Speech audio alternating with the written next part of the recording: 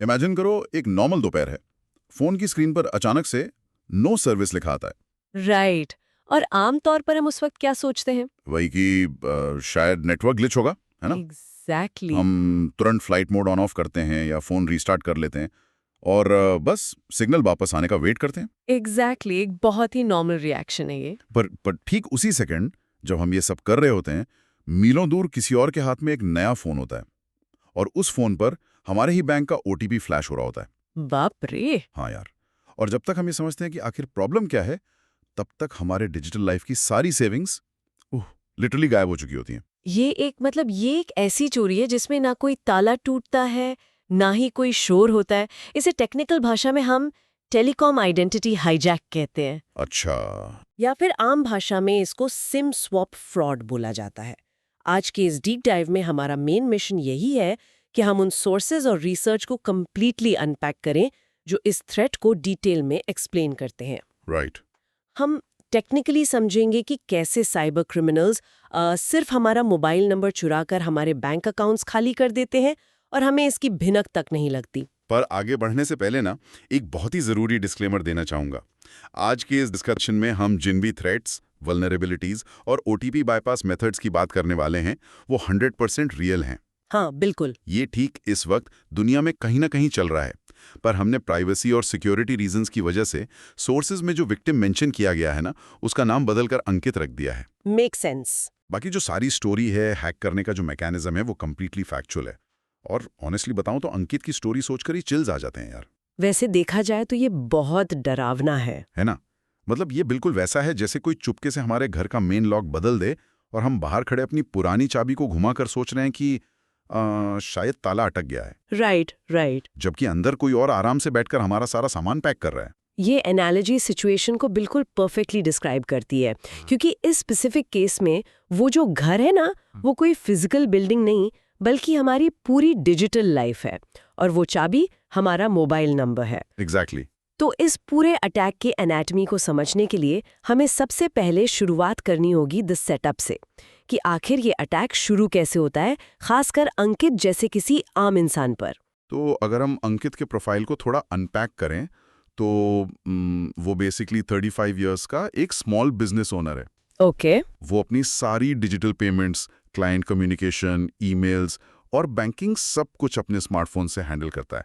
और सबसे बड़ी बात यह है कि वो काफी कॉशियस है। कॉशियस मतलब किस सेंस में? मतलब वो उन लोगों में से बिल्कुल नहीं है जो किसी रैंडम व्हाट्सएप लिंक पर क्लिक कर देते हैं या फिर वो लॉटरी जीतने वाले सस्पिशियस ईमेल्स पर अपनी डिटेल्स भर देते हैं। वो ऐसी गलतियां नहीं करता। राइट। उसका फोन नंबर उसके आधार से, बैंक अकाउंट से और क्रिप्टो वॉलेट से डायरेक्टली लिंक्ड है। सो बेसिकली वो एक आम, स्मार्ट और सेफ स्मार्टफोन यूजर है जिसने अपनी तरफ से कोई ऑब्वियस मिस्टेक की नहीं है। यहीं पर एक बहुत बड़ा मिसकंसेप्शन टूटता है। ज्यादातर लोगों को लगता है कि साइबर क्राइम सिर्फ उनके साथ होता है जो इंटरनेट पर कोई बड़ी गलती करते हैं, है ना? जैसे गलती से कोई वायरस डाउनलोड कर लेना। हाँ, नॉर्मल परसेप्शन तो यही है। पर इस फ्रॉड की सबसे खतरनाक बात यह है कि इसमें यूजर की टेक्निकल गलती की जरूरत ही नहीं होती। दूसरी तरफ जो थ्रेट है वो कोई बेसमेंट में बैठा हुआ अकेला हैकर नहीं है। तो फिर कौन है ये लोग? सोर्सेज क्लियर बताते हैं कि इसको एक वेल ऑर्गेनाइज्ड सिंडिकेट चलाता है। ये एक पूरा कोऑर्डिनेटेड नेटवर्क होता है यार, जिसमें डेटा ब्रोकर्स होते हैं, सोशल इंजीनियर्स होते हैं। अच्छा। हाँ, और कई बार तो टेलीकॉम कंपनीज के अंदर बैठे करप्ट एम्प्लॉयज भी इस पूरी चेन का हिस्सा होते हैं। वेट, अगर इस सिंडिकेट को हैक करना ही है और अंकित ने अपना पासवर्ड कहीं किसी के साथ शेयर किया ही नहीं, तो ये लोग अटैक इनिशिएट करते कैसे हैं? वही तो ट्रिक है। आई मीन, बिना यूजर की किसी गलती के इतना बड़ा अटैक शुरू करना टेक्निकली तो पॉसिबल नहीं होना चाहिए ना? उन्हें शुरुआत में किसी पासवर्ड या एडवांस्ड टेक्निकल हैक की जरूरत ही नहीं होती। ये सिंडिकेट क्या करता है, सबसे पहले इंटरनेट पर जो पहले से मौजूद डेटा ब्रीचेस हैं, पब्लिक रिकॉर्ड्स हैं या सोशल मीडिया प्रोफाइल्स हैं, उन्हें स्कैन करता है। ओके। डेटा ब्रोकर्स के थ्रू वो अंकित की बहुत बेसिक डिटेल्स इकट्ठा कर लेते हैं, जैसे उसका phone number, date of birth, उसके घर का एड्रेस और उसकी ईमेल आईडी। बस इतना ही? हाँ, एक बार ये एम्यूनिशन इकट्ठा हो गया तो हैकर सीधा अंकित के टेलीकॉम प्रोवाइडर के कस्टमर केयर को कॉल करता है। अरे अगर मैं या कोई भी आम इंसान कस्टमर केयर को कॉल करे और कहे कि मुझे नया सिम चाहिए, तो वो लोग आईडी प्रूफ मांगते हैं ना? प्रॉपर फिजिकल वेरिफिकेशन होता है ना। बिल्कुल होता है। तो हैकर बिना आईडी के उन कस्टमर केयर एजेंट्स को कैसे कन्विंस कर लेता है? ये तो इम्पॉसिबल लगता है। और यही सोशल इंजीनियरिंग का सबसे खतरनाक हिस्सा है। हैकर किसी सिस्टम को हैक नहीं कर रहा यहाँ, वो उस सिस्टम को चलाने वाले इंसान को मैनिपुलेट कर रहा है। Oh wow. Hacker actually call पर एक पैनिक वाली सिचुएशन क्रिएट करता है। वो अंकित बनकर कॉल करता है और झूठ बोलता है कि सर मेरी गाड़ी का एक्सीडेंट हो गया है और मेरा फोन पूरी तरह टूट गया है। बाप रे। या फिर वो बोलेगा कि वो किसी दूसरे शहर में फंसा हुआ है और उसकी फैमिली हॉस्पिटल में है, इसलिए अर्जेंटली उसको अपने नए डिवाइस पर ई सिम प्रोफाइल ट्रांसफर करनी है या नया सिम एक्टिवेट करवाना है। अच्छा, एक एक्सट्रीम अर्जेंसी क्रिएट कर देते हैं वो लोग। एग्जैक्टली। और जो कस्टमर केयर एजेंट्स होते हैं वो कस्टमर की हेल्प करने के लिए ही ट्रेंड होते हैं ना। हाँ, उनका तो काम ही वही है। तो उस एक्सट्रीम प्रेशर और इमोशनल सिचुएशन में वो फिजिकल आईडी मांगने के बजाय कॉल पर ही बेसिक क्वेश्चंस पूछकर वेरिफिकेशन कर लेते हैं। ओह वेट, वही बेसिक क्वेश्चंस जो हैकर के पास पहले से थे? Bingo. Date of birth, address, आखिरी रिचार्ज का अमाउंट, ये सब हैकर ने पहले ही डेटा ब्रोकर से निकाल लिया था। ओ मैन, मतलब बेसिकली यहाँ ह्यूमन एम्पैथी को वेपनाइज किया जा रहा है। कॉल सेंटर वाले को लग रहा है कि वो किसी प्रॉब्लम में फंसे हुए कस्टमर की मदद कर रहा है, हाँ। पर एक्चुअली में वो हैकर को उसकी पूरी लाइफ के सिस्टम की चाबी दे रहा है। ये तो पूरा सेटअप हो गया। पर एक बार जब टेलीकॉम ऑपरेटर इस झूठी स्टोरी पर भरोसा कर लेता है, तब टेक्निकली होता क्या है? उसके बाद बैकग्राउंड में असली गेम शुरू होता है। ये जो डिजिटल आइडेंटिटी की चोरी है, ये काम कैसे करती है सिस्टम लेवल पर? इसे समझने के लिए हमें नेटवर्क प्रोवाइडर के कोर फंक्शन को देखना होगा। इसे एक पोस्ट ऑफिस के एग्जाम्पल से समझते हैं। ठीक है। मान लीजिए कि हमारा जो फोन नंबर है वो बेसिकली एक पोस्ट ऑफिस बॉक्स की तरह है और हमारा टेलीकॉम ऑपरेटर, चाहे वो कोई भी कंपनी हो, वो उस पोस्ट ऑफिस का पोस्ट मास्टर है। अच्छा, ओके। अब जब भी कोई बैंक, ईमेल सर्विस या ऐप आपको एक एसएमएस या ओटीपी भेजता है तो वो पोस्ट मास्टर पहले चेक करता है कि ये मैसेज किस सिम कार्ड यानी किस स्पेसिफिक बॉक्स के लिए आया है और फिर वो उसमें मैसेज ड्रॉप कर देता है। हाँ, यहाँ तक तो सब काफी लॉजिकल लग रहा है। मतलब सिस्टम अपने डिजाइन के हिसाब से बिल्कुल सही काम कर रहा है। राइट। अब देखिए सिम स्वैप फ्रॉड में इस पोस्ट मास्टर के साथ क्या होता है। हैकर अपने बनाए हुए झूठे पैनिक और फेक डिटेल्स के साथ उस पोस्ट मास्टर के पास जाता है, बिल्कुल वैसी जैसे कोई फेक आईडी लेके जाए। ओके। और वो कॉन्फिडेंटली बोलता है कि भाई देखो, मैं असली मालिक हूँ, मेरा पुराना बॉक्स डैमेज हो गया है, इसलिए आज के बाद मेरे सारे लेटर्स, मेरा सारा प्राइवेट मेल इस नए एड्रेस यानी इस नए सिम पर भेज दो। और पोस्टमास्टर मान जाता है? हाँ, क्योंकि वेरिफिकेशन क्वेश्चंस तो मैच हो गए ना। पोस्ट मास्टर उस झूठी इन्फॉर्मेशन पे विश्वास कर लेता है, अपने सिस्टम में एक बटन दबाता है और राउटिंग एड्रेस को टोटली चेंज कर देता है। बाप रे। इसको अगर थोड़ा डीप लेवल पर कनेक्ट करें ना, तो हमारा जो फिजिकल सिम कार्ड है, हाँ? जिसको हम इतने सालों से लिटरली सेफ रखने की कोशिश करते हैं, कवर लगाते हैं, हाँ, वो आखिर में सिर्फ एक प्लास्टिक और मेटल का छोटा सा टुकड़ा ही तो है। असली पावर तो उस टुकड़े में है ही नहीं। असली कंट्रोल तो उस नेटवर्क प्रोवाइडर के सर्वर्स के पास होती है। एग्जैक्टली। मतलब हम उस प्लास्टिक के टुकड़े को अपने डिवाइस में लेकर घूमते रहते हैं, उस पर ट्रस्ट करते हैं, जबकि नेटवर्क ने बैकग्राउंड में हमारा ऑथेंटिकेशन किसी और के फोन पर ट्रांसफर कर दिया होता है। ये ऑब्जर्वेशन ठीक उसी पॉइंट पर हिट करती है जो सोर्सेज हाईलाइट कर रहे थे। फिजिकल हार्डवेयर कंप्लीटली यूजलेस है विदाउट नेटवर्क ऑथराइजेशन। और जैसे ही वो पोस्ट मास्टर एड्रेस चेंज करता है ना, द स्विच हो जाता है। The switch. हाँ, टेलीकॉम ऑपरेटर के सर्वर पर नया सिम एक्टिवेट होते ही अंकित के फोन में लगा ओरिजिनल सिम कार्ड नेटवर्क से परमानेंटली डिस्कनेक्ट हो जाता है। स्क्रीन पर वही नो सर्विस लिखा आ जाता है जो हमने शुरू में डिस्कस किया था। ओह, और हैकर के नए सिम में फुल सिग्नल आ जाते हैं। बिल्कुल। और यहां से शुरू होता है द आफ्टरमाथ। और इस आफ्टरमाथ में सबसे खतरनाक फैक्टर एक ही है, स्पीड। राइट। स्पीड का मतलब है हैकर के पास टाइम बहुत कम होता है, क्योंकि यार अगर किसी के फोन में अचानक सिग्नल गायब हो जाए तो थोड़ी देर में उसको शक तो होगा ही। हाँ, नेचुरली। वो व्यक्ति आसपास वाईफाई ढूंढेगा या किसी और दोस्त का फोन मांगकर कस्टमर केयर को कॉल करेगा। मतलब उस पॉइंट पर हैकर और विक्टिम के बीच एक बहुत ही साइलेंट स्टॉप वॉच शुरू हो जाती है। एग्जैक्ट टाइमलाइन की अगर बात करें तो हैकर को मालूम है कि उसके पास हार्डली 15 से 20 मिनट का टाइम विंडो है, बस इतना ही। सिर्फ 15 मिनट? हाँ, और इस विंडो में वो पूरे रूथलेसनेस के साथ काम करता है। सबसे पहले वो अंकित के प्राइमरी ईमेल अकाउंट या बैंकिंग पोर्टल पर जाता है। वो पासवर्ड गेस करने की कोशिश भी नहीं करता, वो सीधा फॉरगॉट पासवर्ड पर क्लिक करता है। और बैंक या ईमेल प्रोवाइडर की जो सिक्योरिटी सिस्टम है वो अपना नॉर्मल काम करती है। वो आइडेंटिटी वेरिफिकेशन के लिए एक हाई सिक्योरिटी ओटीपी भेजती है। राइट। पर वो ओटीपी अब ओरिजिनल फोन पर नहीं बल्कि हैकर के हाथ में मौजूद उस नए फोन पर फ्लैश होता है। और पूरा कंट्रोल इस तरह शिफ्ट हो जाता है। पहले 5 मिनट के अंदर ही हैकर उस नए ओटीपी को यूज करके उसकी प्राइमरी ईमेल का पासवर्ड रीसेट कर देता है। वेट, ईमेल हैक होने से क्या होगा? ईमेल पर कंट्रोल आने का मतलब है कि अब किसी भी बैंक या सर्विस से आने वाले लॉगिन अलर्ट्स या सिक्योरिटी वार्निंग्स जो होती है ना, हैकर उन्हें तुरंत पढ़कर डिलीट कर सकता है। Oh man. विक्टिम को पता भी नहीं चलेगा कि कोई वार्निंग आई थी, वो तो वैसे ही ऑफलाइन बैठा है। मतलब ईमेल हैक होते ही सारे कम्युनिकेशन के रास्ते पूरी तरह बंद हो गए। अंकित अब पूरी तरह से ब्लाइंड हो चुका है सिस्टम में। फिर अगले 10 मिनट में क्या होता है? अगले 10 मिनट में हैकर उन्हीं ओटीपीज और उस ईमेल एक्सेस का यूज करके उसके primary banking passwords, crypto currency accounts और यूपीआई पिन सब कुछ रीसेट करना शुरू करता है। इतनी जल्दी जल्दी? हाँ, हर प्लेटफॉर्म पर बस एक ही चीज चल रही होती है। फॉरगॉट पासवर्ड प्रोसेस इनिशिएट होता है, नया ओटीपी हैकर के फोन पर आता है और नया पासवर्ड बन जाता है। और इस 15 मिनट के आखिरी हिस्से में मतलब फाइनल स्टेज में अंकित के सारे बिजनेस अकाउंट्स और जो भी पर्सनल सेविंग्स हैं वो उन सबको ऐसे अनट्रेसेबल क्रिप्टो वॉलेट्स और म्यूल अकाउंट्स में ट्रांसफर कर देता है जहां से पैसा वापस लाना लगभग नामुमकिन है। एग्जैक्टली। और ये म्यूल अकाउंट्स का कॉन्सेप्ट पता है ना? हाँ, म्यूल अकाउंट्स मतलब वो इंटरमीडिएट बैंक अकाउंट्स जो क्रिमिनल्स आम लोगों के नाम पर खोलते हैं ना, ताकि पैसा इधर उधर घुमाया जा सके और पुलिस ट्रेस ना कर पाए। राइट।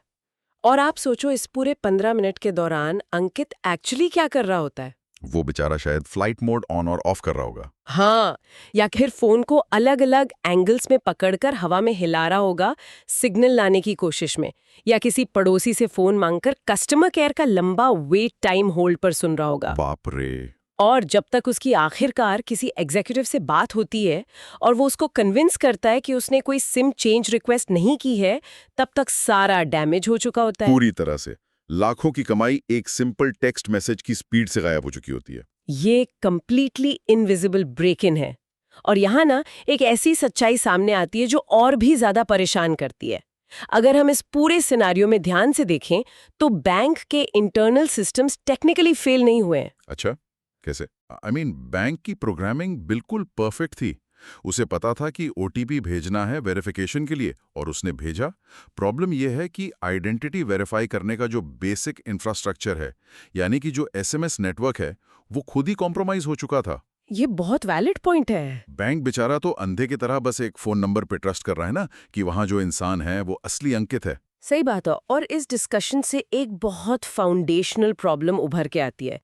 आज के टाइम में हम ब्लाइंडली एसएमएस टेक्नोलॉजी पे ट्रस्ट करते हैं, जबकि हिस्टोरिकली अगर हम देखें तो एसएमएस को इस लेवल की high security financial transactions handle करने के लिए कभी बनाया ही नहीं गया था यार। अच्छा, मतलब इसका ओरिजिनल यूज केस अलग था। बिल्कुल, एसएमएस प्रोटोकॉल एक्चुअली डेकेड्स पुराना है और उस टाइम ये बस दोस्तों को छोटे मैसेजेस या जोक्स भेजने का एक सिंपल तरीका था। ओह, मेक सेंस। हमने क्या किया, एक बेसिक कम्युनिकेशन टूल उठाया और उसको दुनिया के सबसे बड़े फाइनेंशियल ऑथेंटिकेशन लेयर में बदल दिया। ये लिटरली एक वीक फाउंडेशन पर बनी हुई इमारत जैसा है जो कभी भी गिर सकती है। तो अब सबसे बड़ा सवाल ये उठता है कि हम इस वीक फाउंडेशन पर अपनी जिंदगी भर की सेविंग्स को आखिर सेफ कैसे रखें?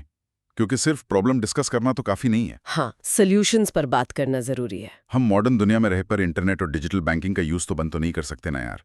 हम सबको डेली ऑनलाइन ट्रांजैक्शंस करने ही पड़ते हैं। तो सोर्सेज इस खतरे से बचने के लिए जो द डिफेंस प्लेबुक बताते हैं, चलिए उसे डिटेल में थोड़ा समझते हैं। सबसे प्रैक्टिकल डिफेंस क्या है इसका? तो इस डिफेंस प्लेबुक की शुरुआत होती है अपने खुद के सिक्योरिटी आर्किटेक्चर को अपग्रेड करने से। इसमें सबसे पहला और सबसे क्रिटिकल स्टेप है shift from SMS OTP. Okay, मतलब एसएमएस छोड़ वो। हाँ, अपने मोस्ट इंपॉर्टेंट अकाउंट्स जैसे primary email, crypto currency wallets और जहां भी बैंक अलाउ करे, उन्हें सिर्फ एसएमएस ओटीपी के भरोसे छोड़ना बिल्कुल बंद करना होगा। इन क्रिटिकल अकाउंट्स के लिए ऑथेंटिकेटर ऐप्स का यूज करना अब एक चॉइस नहीं, एक नेसेसिटी बन चुका है। ऑथेंटिकेटर ऐप्स, जैसे वो गूगल वाले। हाँ, गूगल ऑथेंटिकेटर, ऑथी या माइक्रोसॉफ्ट ऑथेंटिकेटर जैसे ऐप्स ये एक्चुअली इस प्रॉब्लम को रूट से ही सॉल्व कर देते हैं। वेट, मुझे ये पता है कि ऑथेंटिकेटर ऐप्स ना कुछ कोड्स जनरेट करते हैं स्क्रीन पर इसमें एक बेसिक कंफ्यूजन मुझे हमेशा रहता है और लोगों को भी होता होगा। क्या कंफ्यूजन? अगर किसी हैकर ने हमारा सिम स्वैप कर लिया या हमारे फोन का नेटवर्क पूरी तरह बंद है, हम ऑफलाइन हैं, तब भी ये ऑथेंटिकेटर ऐप वो नए कोड्स कैसे बनाता रहता है? अच्छा, बिना नेटवर्क के कैसे चलता है? हाँ, बिना नेटवर्क के ये काम कैसे करता है? एक कॉमन इंसान इस टेक्निकल लॉजिक को कैसे समझेगा? इसके पीछे ना एक बहुत ही एलिगेंट मैकेनिज्म काम करता है जिसे TOTP यानी time based one time password कहते हैं। TOTP, okay. होता क्या है, जब कोई इंसान पहली बार किसी प्लेटफॉर्म के लिए ऑथेंटिकेटर ऐप सेटअप करता है तो उसकी ऐप और बैंक का सर्वर एक सीक्रेट फॉर्मूला आपस में शेयर करते हैं। ठीक है। एक बार वो फॉर्मूला शेयर हो गया, उसके बाद इन दोनों को एक दूसरे से इंटरनेट या SMS के थ्रू बात करने की जरूरत ही नहीं होती। वेट, जेन्युइनली कोई इंटरनेट कनेक्शन नहीं चाहिए? नहीं, दोनों के पास अपनी एक इंटरनली सिंक्रोनाइज्ड घड़ी होती है। हर 30 सेकंड में वो ऐप और वो सर्वर उस सीक्रेट फॉर्मूला और उस पर्टिकुलर एग्जैक्ट टाइम का यूज करके एक नया कोड इंडिपेंडेंटली बनाते हैं। ओह, ओके। अगर यूजर द्वारा ऐप से देखकर टाइप किया गया कोड बैंक के सर्वर वाले कोड से परफेक्टली मैच हो गया तो लॉगिन सक्सेसफुल। इस पूरे प्रोसेस में किसी नेटवर्क सिग्नल या बाहर की चीज की जरूरत ही नहीं है।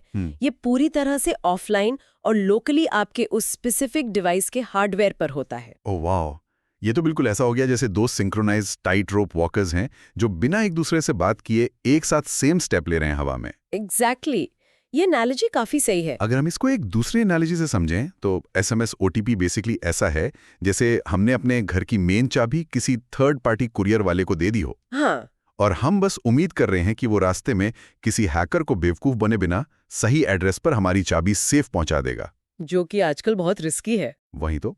जबकि एक ऑथेंटिकेटर ऐप एक एडवांस्ड ऑफलाइन बायोमेट्रिक वॉल्ट जैसा है। जब तक आप फिजिकली उस स्पेसिफिक डिवाइस के सामने नहीं होंगे जिसके अंदर वो TOTP वाला फॉर्मूला छुपा है, तब तक दरवाजा खोलेगा ही नहीं। राइट। हैकर चाहे हजारों किलोमीटर दूर कहीं भी नया सिम एक्टिवेट करवा ले, वो ऑथेंटिकेटर कोड उसके फोन पर नहीं जाएगा। ये एनालॉजी उस कॉन्सेप्ट को एकदम प्रॉपर्ली सिंप्लीफाई कर देती है। हार्डवेयर बाउंड सिक्योरिटी हमेशा नेटवर्क बाउंड सिक्योरिटी से बेहतर होती है। बिल्कुल। अब प्लेबुक का अगला स्टेप क्या है? इसके बाद अगला स्टेप है टेलीकॉम सर्विस प्रोवाइडर के एंड पर थोड़ी सिक्योरिटी टाइट करना। आखिर चोरी का मेन एंट्री पॉइंट वही कस्टमर केयर कॉल था ना, जहां फेक स्टोरी सुनाई गई थी। हाँ, वही तो वीक लिंक था पूरी चेन का। तो लोग आज ही अपने टेलीकॉम प्रोवाइडर के कस्टमर सपोर्ट पर कॉल करके अपने अकाउंट पर एक यूनिक पिन लॉक या सेकेंडरी सिक्योरिटी पासवर्ड सेट करवा सकते हैं। अच्छा, मतलब उन्हें कॉल करके बोलना होगा कि मेरे अकाउंट पर पिन लगा दो। हाँ, मतलब कस्टमर केयर को ये स्ट्रिक्ट इंस्ट्रक्शन देना कि आगे से अगर कोई भी सिम चेंज या ई-सिम ट्रांसफर की रिक्वेस्ट आती है तो सिर्फ डेट ऑफ बर्थ या एड्रेस पूछे जाने से वेरिफिकेशन एक्सेप्ट नहीं होगा। उस स्पेसिफिक पिन को उन्हें बताना मैंडेटरी होना चाहिए। सही पकड़ा। इससे होता ये है कि वो जो सिंडिकेट है, अगर वो डेटा ब्रीचेस के थ्रू एक यूजर की सारी पब्लिकली अवेलेबल डिटेल्स निकाल भी ले, तब भी जब वो हैकर टेलीकॉम ऑपरेटर को कॉल करेगा, सिस्टम एक सीक्रेट पिन डिमांड करेगा। Oh nice. और बिना उस 8 या 4 डिजिट के पिन के टेलीकॉम एम्प्लॉय चाहकर भी, चाहे कितनी भी इमोशनल स्टोरी सुन ले, वो नया सिम इशू नहीं कर पाएगा।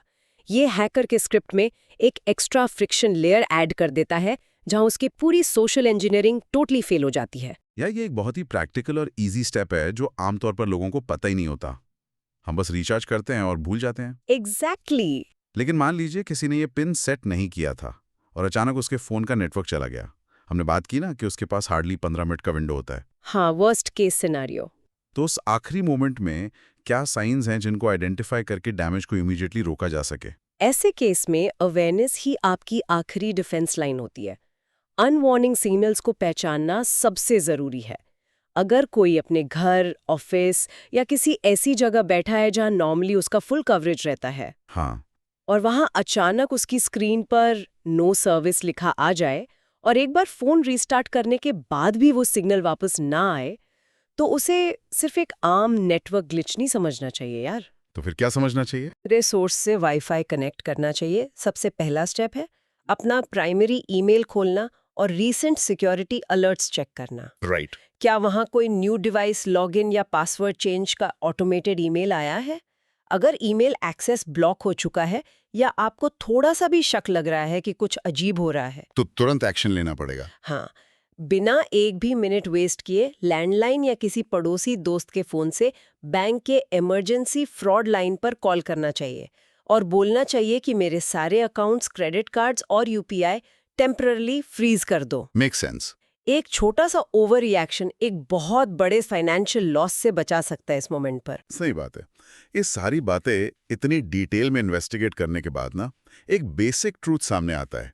टेक्नोलॉजी को हम कितना नेचुरली अपनी लाइफ का हिस्सा मान लेते हैं, उसकी वल्नरेबिलिटीज को सोचे बिना। बिल्कुल। इस डिस्कशन ने डेफिनेटली एक नजरिया बदल दिया है। अब से मैं बता रहा हूं, अगर स्क्रीन पर नो सर्विस लिखा है ना, तो दिमाग में पहला ख्याल सिग्नल ढूंढने का नहीं आएगा, बल्कि अपनी डिजिटल एसेट्स की सिक्योरिटी वेरीफाई करने का आएगा। वही आना भी चाहिए। और वाकई में शुक्रिया इन सोर्सेस का, जिन्होंने इस कॉम्प्लेक्स मैकेनिज्म को इतनी क्लियरली ब्रेक डाउन किया हमारे लिए। हाँ, क्योंकि जब मैकेनिज्म क्लियरली समझ आ जाता है ना, तो जो डर होता है वो ऑटोमेटिकली अवेयरनेस में बदल जाता है। हम इस फ्रॉड को तभी हरा सकते हैं जब हम पैनिक करने की जगह लॉजिकली रिएक्ट करना सीखें। एग्जैक्टली।